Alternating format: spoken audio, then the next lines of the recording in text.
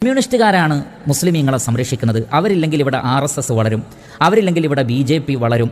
അത് മുസ്ലിമീങ്ങൾക്ക് അപകടമാണ്. അതുകൊണ്ട് മുസ്ലിമീങ്ങളെ സംരക്ഷിക്കാൻ കമ്മ്യൂണിസ്റ്റുകാർ അനിവാര്യമാണ്, കമ്മ്യൂണിസ്റ്റ് ഭരണകൂടം അനിവാര്യമാണ് എന്ന് പല ആളുകളും ധരിക്കുന്നുണ്ട്. ഇത്തരത്തിലുള്ള ചില വിശ്വാസങ്ങളും കഴിഞ്ഞ് അതൊരു അന്ധവിശ്വാസമായി ആളുകളുടെ മനസ്സിൽ വേരൂന്നിയിട്ടുണ്ട്. അത്തരം ആളുകളോട് അവരുടെ കണ്ണു തുറപ്പിക്കുവാൻ വേണ്ടിയും അവർ ചിന്തിക്കുവാൻ വേണ്ടിയും അത്തരം അന്ധവിശ്വാസങ്ങളിൽ നിന്ന് അവർ മാറി നിൽക്കാനും വേണ്ടിയാണ് ഈ ഒരു സംസാരം. അതല്ലാതെ കമ്മ്യൂണിസ്റ്റ് പ്രസ്ഥാനത്തിനെതിരിലുള്ള ഒരു സംസാരമല്ല, മറിച്ച് ഇത്തരം ചില അന്ധവിശ്വാസങ്ങൾ അവർ മാറ്റിയേ മതിയാകും. അതിന് ചില പോയിന്റുകൾ ഞാനിവിടെ പറയാൻ പോവുകയാണ്. ആ പോയിന്റുകളൊക്കെ ഞാൻ എഴുതിയെടുത്തിട്ടുണ്ട്. ആ എഴുതിയെടുത്തത് വായിച്ചിട്ട് ഞാൻ അങ്ങനെ പോകും. അതിലൂടെ നിങ്ങൾ കാര്യം മനസ്സിലാക്കുക. അതിൽ ഒന്നാമത്തത് നിങ്ങൾ ചിന്തിക്കാൻ വേണ്ടി പറയുന്ന കുറച്ച് പോയിന്റുകളാണ്. ഒന്ന്, RSSൻ്റെ ഏറ്റവും കൂടുതൽ ശാഖകളുള്ളത് UP കഴിഞ്ഞാൽ പിന്നെ കേരളത്തിലാണ്. ഏകദേശം 6845. ഇത് പുതിയ കണക്കല്ല, പഴയ കണക്കാണ്. ഇപ്പോൾ അതെത്രയാണ് എന്ന് അറിയില്ല. ദ ഹിന്ദു പത്രത്തിൽ വന്ന വാർത്ത അനുസരിച്ച് കേരളത്തിൽ RSSൻ്റെ ശാഖകൾ ധാരാളമായി വളരുന്നു. അതുകൊണ്ട് തന്നെ നോർത്ത് സൗത്ത് എന്നുള്ള ഡിവിഷനുകളാക്കി അതിനെ മാറ്റിയിട്ടാണ് അതിൻ്റെ മറ്റു കാര്യങ്ങൾ കൈകാര്യം ചെയ്യുന്നത്. അത്രമാത്രം ശാഖകൾ കേരളത്തിൽ വർദ്ധിച്ചിരിക്കുന്നു. ഇതിൽ നിന്ന് വളരെ വ്യക്തമാണ്, CPM ഉണ്ടെങ്കിലും ശരി, കമ്മ്യൂണിസ്റ്റുകാരുണ്ടെങ്കിലും ശരി, അവർ ഭരണത്തിലുണ്ടെങ്കിലും ശരി, ഭരണത്തിലില്ലെങ്കിലും ശരി, RSSൻ്റെ വളർച്ചയെ തടയാനോ BJPയുടെ വളർച്ചയെ തടയാനോ അവർക്ക് സാധിച്ചിട്ടില്ല എന്നുള്ളതാണ്. അതുകൊണ്ട് അവരുണ്ടെങ്കിൽ RSS വളരില്ല, അവരുണ്ടെങ്കിൽ BJP വളരില്ല എന്നുള്ളത് ഒരു വിഡ്ഢിത്തവും ഒരു അന്ധവിശ്വാസവും മാത്രമാണ്. യാതൊരു അടിസ്ഥാനവും അതിനില്ല. കണക്കുകളും യാഥാർത്ഥ്യങ്ങളും അതാണ് സൂചിപ്പിക്കുന്നത്. അതുകൊണ്ട് അത്തരത്തിലുള്ള വിഡ്ഢിത്തങ്ങളിൽ വിശ്വസിക്കുന്നവരായി നാം ഒരിക്കലും മാറുവാൻ പാടില്ലാത്തതാണ്. രണ്ടാമത്തത്, ഇന്ത്യയുടെ ജനാധിപത്യ മതേതരത്വ സ്വഭാവത്തിന് വിരുദ്ധമായ, ഒരു വേള മുസ്ലിം വിരുദ്ധമായ സമ്മേളനങ്ങൾ, പ്രകടനങ്ങൾ, പ്രഭാഷണങ്ങൾ BJPയും RSSും നടത്തിയിട്ട് അതിൽ ഒന്നിനെപ്പോലും തങ്ങളുടെ ഭരണ സ്വാധീനം ഉപയോഗിച്ചുകൊണ്ടോ പാർട്ടിയുടെ സ്വാധീനം ഉപയോഗിച്ചുകൊണ്ടോ നിർത്തിവെപ്പിക്കുവാൻ CPMന് സാധിച്ചിട്ടില്ല. ഏതെങ്കിലും ഒറ്റപ്പെട്ട സംഭവങ്ങൾ ഇതിന് അപവാദമായിട്ടുണ്ടാകും. അത് കേവലം CPMും RSSും തമ്മിലുള്ള രാഷ്ട്രീയപരമായ ബേസിൽ നിന്നുകൊണ്ടല്ലാതെ. അതിനപ്പുറത്ത് ഒരു മതേതരത്വ സംവിധാനത്തിന് വേണ്ടി, ജനാധിപത്യ സംവിധാനത്തിന് വേണ്ടി, ന്യൂനപക്ഷങ്ങൾക്ക് വേണ്ടി BJPയോ RSSോ അതിന് വിരുദ്ധമായി നടത്തിയിട്ടുള്ള ഏതെങ്കിലും ഒരു സമ്മേളനത്തെ, ഏതെങ്കിലും ഒരു പ്രഭാഷണത്തെ ഇല്ലാതെയാക്കുവാൻ, അതിനെ സ്റ്റോപ്പ് ചെയ്യിപ്പിക്കുവാൻ, അതിനെ തടയിടുവാൻ കമ്മ്യൂണിസ്റ്റ് പ്രസ്ഥാനത്തിന് CPMന് സാധിച്ചിട്ടുണ്ടോ എന്നുള്ളത് നിങ്ങൾ ചിന്തിക്കേണ്ട കാര്യമാണ്. മൂന്നാമത്തത്, മുസ്ലിമീങ്ങൾക്കെതിരിലും ന്യൂനപക്ഷങ്ങൾക്കെതിരെയും വർഗീയ വിഷം തുപ്പുന്ന വളരെ മോശമായ പ്രഭാഷണങ്ങൾ നടത്തിയിട്ടുള്ള RSSൻ്റെ BJPയുടെ പ്രഭാഷകന്മാർക്കെതിരിൽ ഒരു നിയമ നടപടിയും സ്വീകരിച്ചിട്ടില്ല. നിങ്ങൾക്ക് ശ്രദ്ധിച്ചാൽ കാണാൻ സാധിക്കും, അങ്ങേയറ്റം വർഗീയത പറയുന്ന ആളുകൾ ഇന്നും യാതൊരു കേസുകളുമില്ലാതെ വിലസുകയാണ്. എന്നാൽ മുസ്ലിമീങ്ങളുടെ ഭാഗത്ത് നിന്ന് തീർത്തും ന്യായമായ കാര്യങ്ങൾ പറഞ്ഞാൽ, അതിന് മതപരമായ പശ്ചാത്തലമുണ്ടെങ്കിൽ, ഏറ്റവും ഒടുവിലത്തെ ഉദാഹരണമാണ് TK അഷ്റഫ് സാഹിബിനെതിരിലുള്ള നടപടി. അവർക്കെതിരിൽ നടപടിയെടുക്കുവാൻ CPM വളരെയധികം ധൃതി കാണിക്കുകയും ചെയ്യുന്നു. അവരെ വർഗീയവാദികളായോ തീവ്രവാദികളായോ മതമൗലികവാദികളായോ ചിത്രീകരിക്കുവാൻ അവർക്ക് യാതൊരു പ്രയാസവുമില്ല. ഇതൊരു യാഥാർത്ഥ്യമല്ലേ എന്ന് നിങ്ങൾ ചിന്തിക്കുക. 4, RSS നടത്തിയിട്ടുള്ള ഒട്ടനവധി മുസ്ലിം കൊലപാതകങ്ങൾ, ഈ കൊലപാതകങ്ങളിൽ പൂർണ്ണമായ ശിക്ഷ പ്രതികൾക്ക് നൽകുവാനോ ആ വിഷയത്തിൽ പൂർണ്ണമായ നീതി നടപ്പിൽ വരുത്തുവാനോ ഭരണമുണ്ടായിട്ടും പോലീസ് സംവിധാനങ്ങളെല്ലാം കൈകളിലുണ്ടായിട്ടും CPMന് സാധിച്ചിട്ടുണ്ടോ, അല്ലെങ്കിൽ ഈ ഒരു ഭരണകൂടത്തിന് സാധിച്ചിട്ടുണ്ടോ എന്നുള്ളത് നിങ്ങൾ പരിശോധിക്കുക.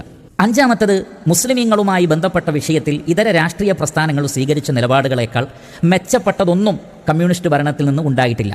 കമ്മ്യൂണിസത്തെ ആ വിഷയത്തിൽ, അതല്ലെങ്കിൽ കമ്മ്യൂണിസ്റ്റ് ഭരണകൂടത്തെ ആ വിഷയത്തിൽ വേർതിരിക്കാവുന്ന എന്താണുള്ളത് മറ്റുള്ളവർ ചെയ്യുന്ന പോലെയുള്ള കാര്യങ്ങളല്ലാതെ. എന്ന് മാത്രമല്ല, പലപ്പോഴും മുസ്ലിമീങ്ങളെ ബാധിക്കുന്ന വിഷയങ്ങൾ, ഒരു സമൂഹം എന്നുള്ള നിലക്കും ഒരു മതസമൂഹം എന്നുള്ള നിലക്കും അവരെ ബാധിക്കുന്ന പല വിഷയങ്ങളും കമ്മ്യൂണിസ്റ്റുകാർ ഭരണം നടത്തുന്ന കാലഘട്ടങ്ങളിൽ ഉണ്ടായിട്ടുണ്ട്, ഉണ്ടായിക്കൊണ്ടിരിക്കുന്നുണ്ട് എന്നുള്ളതും ഒരു യാഥാർത്ഥ്യമാണ്.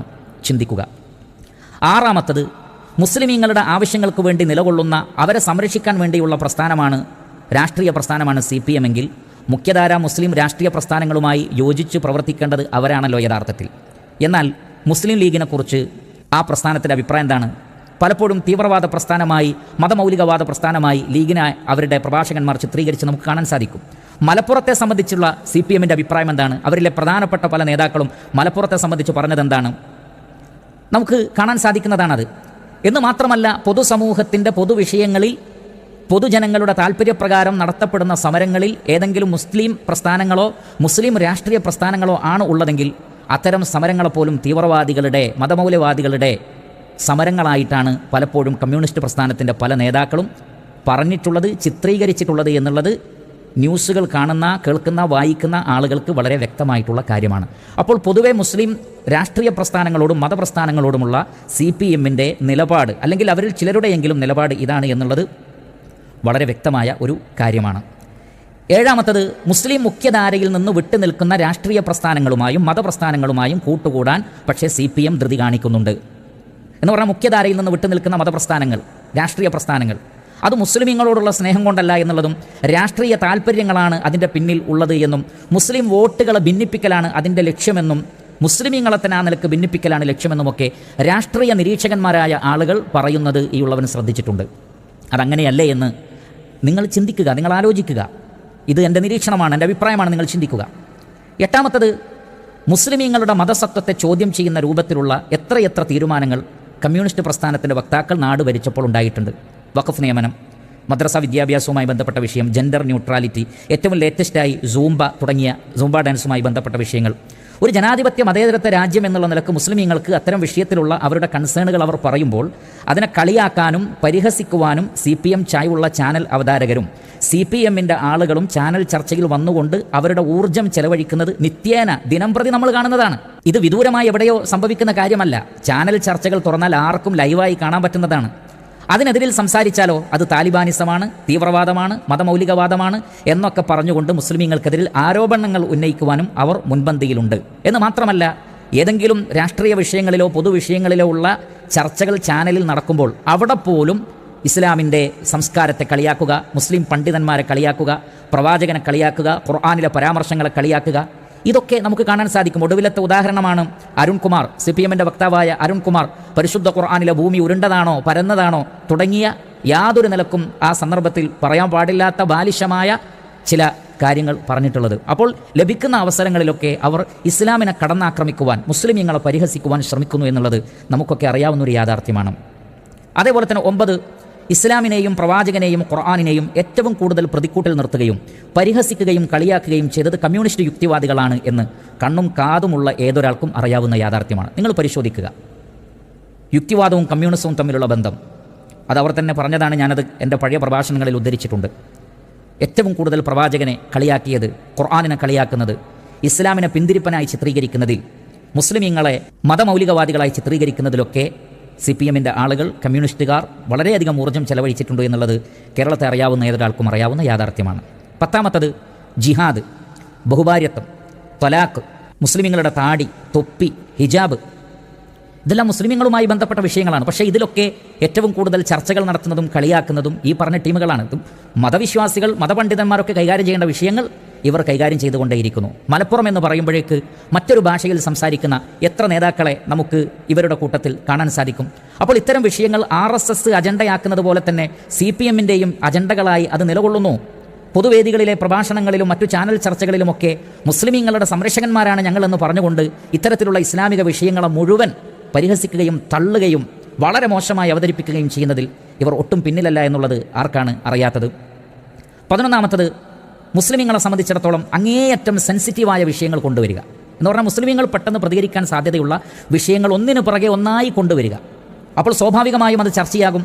മതത്തോട് 100% കൂറ് പുലർത്തുന്ന മുസ്ലിമീങ്ങളെ സംബന്ധിച്ചിടത്തോളം അത്തരം വിഷയങ്ങളിൽ അവർ അവരുടെ അഭിപ്രായങ്ങൾ രേഖപ്പെടുത്തും. അങ്ങനെ രേഖപ്പെടുത്തുമ്പോൾ പിന്നെ താലിബാനിസമാണ്, തീവ്രവാദമാണ്, പിന്തിരിപ്പനാണ്, 6ാം നൂറ്റാണ്ടാണ് എന്ന് പറഞ്ഞുകൊണ്ട് കളിയാക്കുകയും ചെയ്യും. ഇത്തരത്തിലുള്ള കാഴ്ചകളും ധാരാളമായി നമ്മൾ കണ്ടുകൊണ്ടിരിക്കുന്നു. അതുകൊണ്ട് തന്നെ കമ്മ്യൂണിസം എന്ന് പറഞ്ഞാലും കമ്മ്യൂണിസ്റ്റുകാരെന്ന് പറഞ്ഞാലും എല്ലാ അർത്ഥത്തിലും മുസ്ലിമീങ്ങളെ സംരക്ഷിച്ചുകൊണ്ട് നിലകൊള്ളുന്ന ആളുകളാണ് എന്നുള്ള അന്ധവിശ്വാസം നമ്മൾ ഒഴിവാക്കുക. അവിടെ സാധാരണക്കാരായ ഒരു രാഷ്ട്രീയ പ്രസ്ഥാനം എന്നുള്ള നിലക്കും അതല്ലെങ്കിൽ പാവങ്ങൾക്ക് വേണ്ടിയോ തൊഴിലാളികൾക്ക് വേണ്ടിയോ ഒക്കെ സംസാരിക്കുന്ന ഒരു പ്രസ്ഥാനം എന്നുള്ള നിലക്ക് കമ്മ്യൂണിസ്റ്റുകാരായിട്ടുള്ള ധാരാളം ആളുകളുണ്ട്. അത്തരം ആളുകളെക്കുറിച്ചല്ല എൻ്റെ സംസാരം. അതിനപ്പുറത്ത് ഞാൻ നേരത്തെ സൂചിപ്പിച്ച വിഷയങ്ങളൊക്കെ ഒരു അജണ്ടയായി സ്വീകരിക്കുകയും വളരെ മോശമായ രൂപത്തിൽ ഇസ്ലാമിനെയും മുസ്ലിമീങ്ങളെയും കാണുകയും പലപ്പോഴും വാക്കുകളിൽ മാത്രം ഞങ്ങൾ മുസ്ലിമീങ്ങളുടെ സംരക്ഷകരാണെന്ന് പറയുകയും എന്നാൽ ഒന്നുപോലും ആ വിഷയത്തിൽ ചെയ്യാതിരിക്കുകയും ചെയ്യുന്ന നിലപാടുകളുള്ള ആളുകളുണ്ടല്ലോ, അവരുടെ ഇരട്ടത്താപ്പിനെ സംബന്ധിച്ചാണ് ഞാൻ സൂചിപ്പിച്ചിട്ടുള്ളത്. അത്തരം ആളുകളെ അന്ധമായി വിശ്വസിക്കുന്ന അഭിപ്രായങ്ങൾ പറയുന്ന മുസ്ലിമീങ്ങൾക്ക് വേണ്ടിയുമാണ് ഞാൻ ഈ കാര്യങ്ങളെല്ലാം പറഞ്ഞിട്ടുള്ളത്. ഇനി എനിക്ക് വളരെ